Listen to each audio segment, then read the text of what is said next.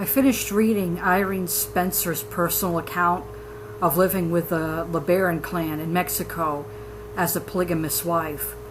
Her previous book focused on her life with her 13 children, the ordeal of giving birth to them in an impoverished environment, and how she coped with being one of 8 wives to a man named Verlin LeBaron, who was absent most of the time because he was off finding work in the States to support his growing family.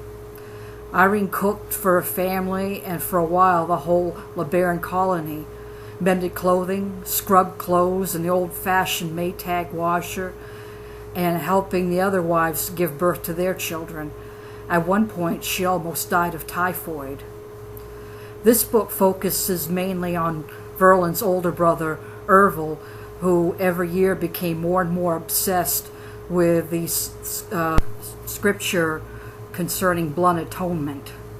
Ervil was second in command, taking the title of the patriarch and lawgiver, while his older brother Joel ran their church called the Church of the Firstborn. Joel was the self-proclaimed one mighty and strong, as foretold in Scripture. Because Ervil was becoming more and more erratic in his behavior, such as claiming other men's wives, which is forbidden through Mormon Scripture, threatening the disobedient with blood atonement or murder, and making unreasonable rules about dress and communal living, he was stripped of his patriarchal stature by Joel. This eventually led to Ervil forming his own cult and harassing and terrorizing the community, his old community. The patriarch position was given to Joel's brother and Irene's husband, Verlin. The first known victim of Ervil's revenge was his brother Joel. Ervil had 2 loyal henchmen carry out his order to blood atone Joel for in Ervil's mind, disobeying God's command. Joel was lured to an abandoned shack by Ervil's 2 henchmen, and he was shot in the head with a shotgun. The book also tells side stories about others in the LeBaron colony, such as one of Irene's sister-in-laws and first wife of Joel.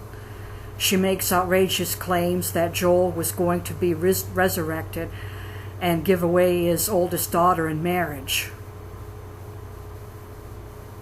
When this didn't materialize, she blamed it on the congregation's lack of faith.